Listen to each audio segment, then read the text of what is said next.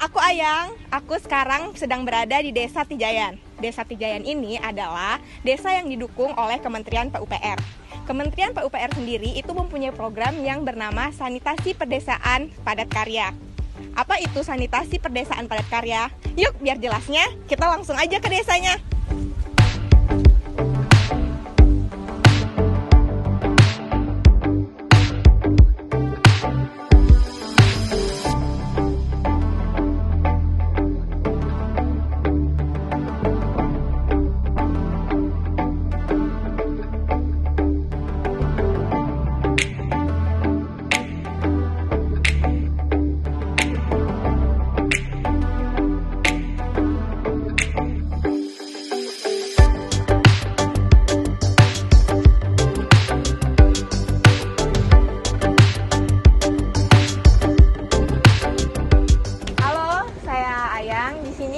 Aku udah nyampe di Desa Tijayan, di mana program dari Kementerian PUPR. Nah, di sini dengan Bapak siapa, Pak? Bapak Adi Winarto. Bapak Adi Winarto ini sebagai penerima manfaat ya? Pemanfaat ya, sanitasi. Dengan Bapak siapa? Bapak Sarjono. Ya, Bapak di sini sebagai Ketua KSM Desa Tijayan. Oke.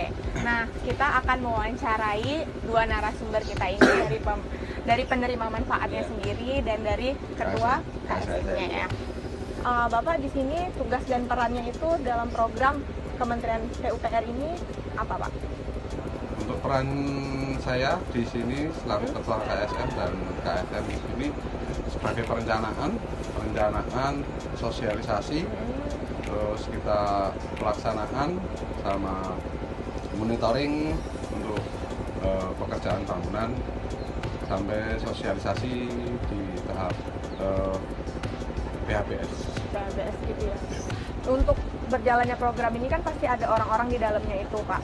Nah, itu ada siapa aja atau yang berperan dalam program ini itu siapa aja, Pak? Yang berperan di dalam program ini kita bareng-bareng dari semua pihak. Kita dari KSM, ada dari penerima juga, terus ada dari TFL dan dari pihak desa juga ikut membantu gotong royong untuk terlaksananya program sanitasi desa. Jadi rame-rame dari warga desa sendiri ya? Iya. Oke.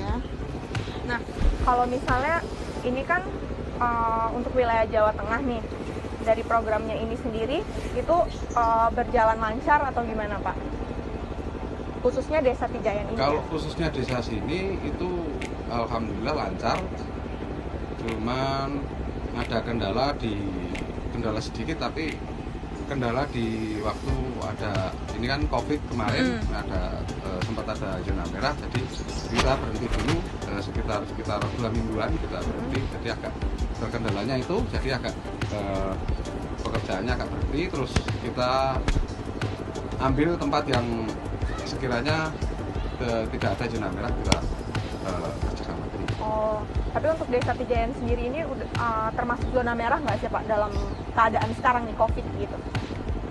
Kalau sekarang alhamdulillah tidak. Ini sekarang zona hijau. Kalau kemarin pas lagi ada program sanitasi besar itu pelaksanaan malahan di pertengahan itu di sini zona merah. Jadi makanya itu kemarin ada terhambat sekitar 2 mingguan itu. Sekitar 2 mingguan itu ya terhambatnya. Berarti kendalanya itu karena COVID tadi awalnya ya, Pak ya.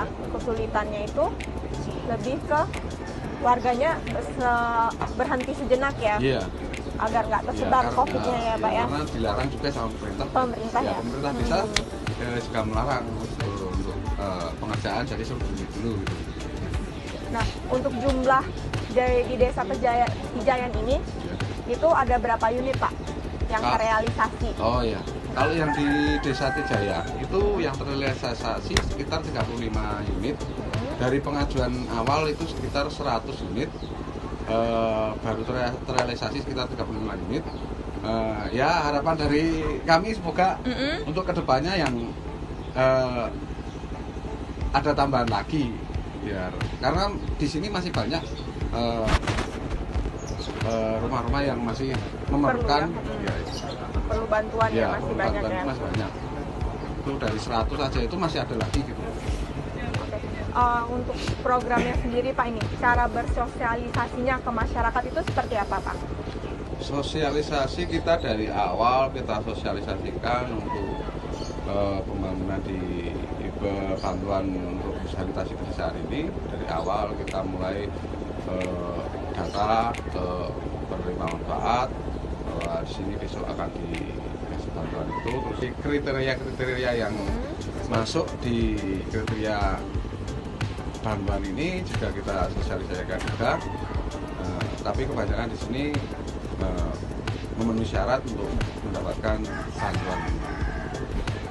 Untuk syaratnya sendiri itu yang bisa dapat program ini tuh ada syarat tertentu gitu nggak Pak? Untuk syarat bantuan yang dapat ini ibu hamil, terus balita di bawah 3 tahun, balita itu, terus disabilitas, sama yang belum punya jamban sama WC. Oh gitu. Program ini tuh pernah sempat ada penolakan nggak dari masyarakat? Selama ini untuk penolakan alhamdulillah tidak, malah menerima dan malah banyak yang minta lagi gitu. Banyak minta lagi ya, tapi belum bisa terrealisasikan ya Pak ya. Nah, selain program sosialisasinya sendiri nih, kan itu ada bagian promosi ya Pak untuk berperilaku hidup sehat, bersih gitu kan. Nah, itu kalau iya itu bagaimana sosialisasinya agar masyarakat itu tetap hidup sehat, bersih, itu gimana Pak? Oh, untuk perilaku, sosialisasi perilaku itu kita karena kemarin kondisi COVID kita langsung door to door. Jadi karena untuk sementara kan dilarang untuk kumpul-kumpul gitu ya, kumpulkan orang, terus kita inisiatif kita door to door ke rumah-rumah warga berarti ya untuk sosialisasinya sendiri. Sosialisasi, terus kita pakai poster juga kita tempelkan untuk perilaku hidup sehat itu di PHBS. Untuk yang penerima manfaatnya sendiri Pak, ini Bapak kan yang penerima manfaat dari program ini ya, itu ada dampaknya nggak untuk Bapak sendiri? Oh, dampaknya banyak Mbak. Pertama ya dampaknya kita meringankan beban. Dan ya kita mau mendirikan jamban OBC, nggak punya duit kan terus jadi punya. Yang kedua kita kan sama kelurahan di anjuran kan buat hidup sehat di lingkungan kan. Nah, jadi kan kita nggak boleh buang air di sembarangan. Sebenarnya kan kemarin kan banyak yang di desa, terus terutama yang punya manfaat seperti aku kan, terus buang kotorannya kan cuman di sungai di kali kan. Sekarang kan udah punya WC, jaminisasi. Sekarang udah pindah ke jaminisasi itu sendiri gitu. Jadi lebih sehat ya Pak lebih ya? Sehat, terus ramah lingkungan kan kemarin kan. Sungainya nggak tercemar. Benar. Nah, untuk Bapak nih sebagai penerima manfaat juga, harapan Bapak sama pemerintah nih untuk program ini sendiri? Harapan pemerintah ya, harapan pemerintah buat pemerintah ya, kalau saya sebagai pemanfaat itu kan kemungkinan ya untuk jaminan ini sudah bagus, tapi kan pemerataannya belum, yang banyak yang belum dikasih. Terus terutama kan buat lingkungan hidup, buat lingkungan yang sehat. Untuk jaminan sudah bagus gitu aja Mbak, tapi buat tingkatannya kan udah bagus gitu aja. Cuman yang lebih banyak lagi aja ya Pak, biar warganya banyak yang dapat juga ya, dan nggak perlu ke sungai lagi gitu ya Pak ya. Iya benar. Untuk wawancara kali ini dengan KSM dan penerima manfaat, kita akan bisa berkeliling lagi untuk melihat-lihat yang ada di Desa Tijayan. Terima kasih.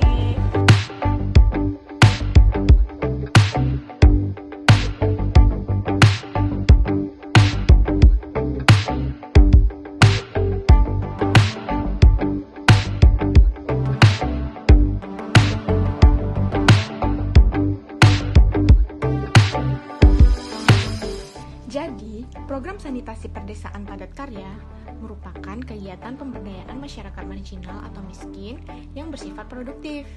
berdasarkan pemanfaatan sumber daya alamnya, tenaga kerja, dan teknologi lokal dalam rangka mengurangi kemiskinan, meningkatkan pendapatan, dan menurunkan angka stunting. Nah, tujuan dari pemberdayaan desa itu sendiri adalah untuk berorientasi pada pembangunan manusia dan kebudayaan dengan cara mewujudkan desa sebagai tempat yang dapat mengakomodasi berbagai pilihan dan kesempatan bagi masyarakat dengan eksistensinya masing-masing secara mandiri dan inklusif, serta mengembangkan berbagai aktivitas berbasis kearifan lokal yang produktif dan bernilai ekonomis. Nah, ini dia hasil dari program sanitasi perdesaan padat karya dan didukung oleh Kementerian PUPR. Dan masyarakatnya juga tidak perlu lagi harus pergi ke sungai untuk buang air. Mereka sudah memiliki kamar mandi sendiri.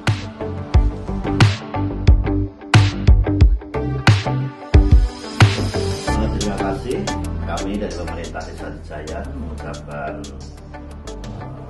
memberikan apresiasi dan penghargaan yang luar biasa kepada Kementerian PUPR dalam hal ini kegiatan yang telah diberikan di Desa Tijayan 35 pemanfaat sudah selesai dilaksanakan. Sekali lagi kami mengucapkan terima kasih kepada kementerian terkait dan dengan harapan semoga ini dapat dimanfaatkan oleh seluruh warga masyarakat di Desa Tijayan. Masih ada beberapa yang belum, dimohonkan kalau masih ada kegiatan tersebut dapat kembali lagi di Tijayan sehingga Tijayan benar-benar bebas dari BAP di sungai maupun BAP yang sembarangan. Mungkin demikian yang saya sampaikan. Sekali lagi kami pemerintah Desa Tijayan mengucapkan terima kasih.